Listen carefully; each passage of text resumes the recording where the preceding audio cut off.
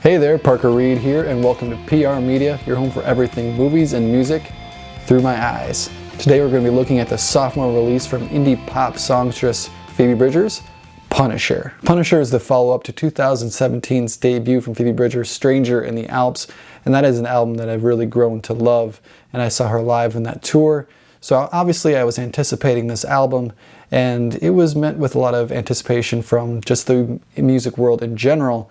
But it was plagued by the COVID-19 pandemic prior to it coming out. It was delayed a little bit, but once it did come out, it really left an impression on me.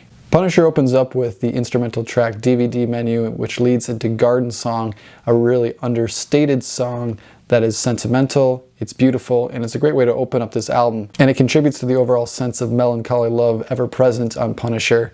And it leads into Kyoto, which is the most upbeat song on the album. And that song is going to be a great live one once she's able to actually perform this album live after COVID-19 passes. And both these songs together were the first two singles from the album, and I think they're two of the strongest. They're not my two favorite on the album, but they are great for opening up this record and showing the great musical journey you're in for on Punisher. The next two tracks on the track list, being the title track Punisher and Halloween, are two of the standout tracks on the album.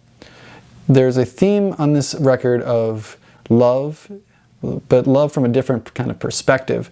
Love, the harm it can do to you, the deception that can be involved in it.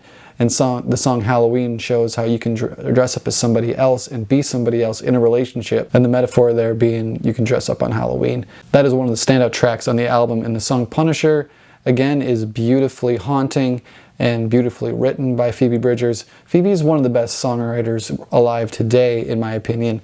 She had under 25 years old. She's also in the group Boy Genius with Julian Baker and Lucy Dacus, and also Better Oblivion Community Center. So she's constantly busy, she's constantly putting out material, but this being her second full-length album on her own, this album is more mature than the first one, it's more succinct and to the point than the first one, and every song bleeds into the next, so it's a great listen from start to finish. The sixth and seventh song on this album being Chinese Satellite and Moon Song, they're my two favorite on the album. They're beautifully haunting, and there's a line in the song Moon Song, which is my favorite on the album, and may have accompanied an Instagram post or two, the lyric being, "You couldn't have stuck your tongue down the throat of somebody who loved you more." Well, that's Phoebe Bridgers encapsulated in a single lyric, and these two songs are fantastically written. The drums on this album, they're not very present, and that's not a bad thing, because then the acoustic and the electric guitars can really have space to move around, and the melodies and the harmonies have space to move around as well and shine. There's no big drums except for the last song, but we'll get to that later. So there's a lot of room for Phoebe Bridgers to flex her voice, and she's never sounded better than she does on Punisher, and it's shown best in the song Chinese Satellite and Moon Song. Following up those two tracks, we have Savior Complex and ICU, and those are more to the point indie rock songs. I can understand why they're on the track list because they're a bit more to the point, and there's a clever little pun in ICU because you would think it was spelled I-S-E-E-Y-O-U, but it's ICU, pretty much like, haha, you get it? Because the love put her in the ICU because it was so depressing when it ended. So nice little pun there, and that's one of the more upbeat rock songs in the album too. And it bleeds into the last two songs, which are where things get really interesting. The last two songs being Graceland 2 and I Know the End are interesting for very different reasons.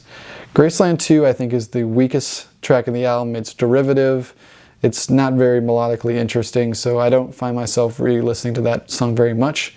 But the final song, I Know the End, I know that's clever being the end song too, putting the words the end in it. But I Know the End is interesting for multiple reasons. It starts off kind of fitting with the rest of the track list, being that it's more melodic and more heartfelt and sentimental, but it bleeds into absolute insanity by the end with pounding drums and pounding lyrics and pounding guitars and pounding bass. And it even ends with Phoebe Bridgers doing a pseudo screamo scream, and you can tell that it's her because one, I watched a bunch of videos of her talking about having to learn how to do it, and also if you watch the music video, she's going absolutely berserk. It's a great way to end the record and shows, I don't even know if this was intentional, but it shows the insanity that we're living in right now with the COVID-19 pandemic and how everyone's scared, how everyone's just freaking out internally. And even if she didn't mean to do that, this album really shows just the mood that we're in America and the rest of the world right now. I really enjoy the sophomore release from Phoebe Bridgers.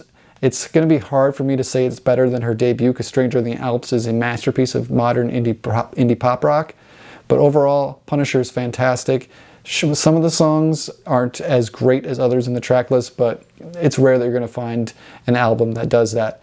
But overall, Phoebe Bridgers' Punisher gets a 9 out of 10 for me. Thank you so much for watching. My name is Parker Reed and you've watched PR Media. If you haven't heard Phoebe Bridgers' album Punisher yet, give it a listen. She's a bit of a smaller artist and she deserves your support. Once again, thank you so much for watching. Keep supporting physical media and I'll see you next time. See you guys.